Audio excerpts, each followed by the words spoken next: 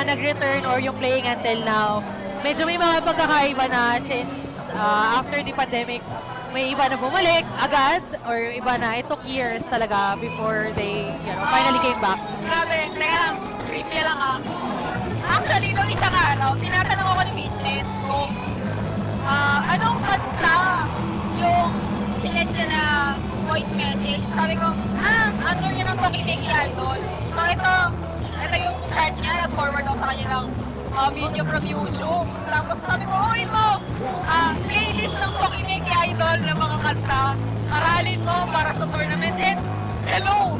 Ito, Tokimeki Idol! What are the odds, right? So, yan yung lumabas yung mga isa sa sinadjust mo.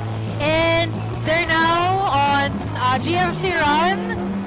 Kanina nakita ko na gold combo pa si Brasoni. So, nakakuha siya ng great na earlier. So, I'd say just fourth and 8th notes so far. So, I think,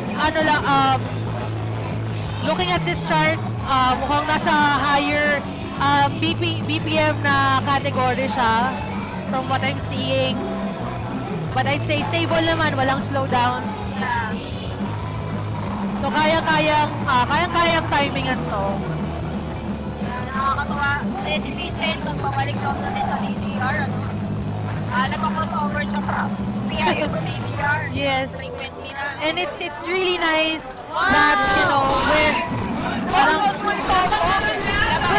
job. EX, grabe. Parehas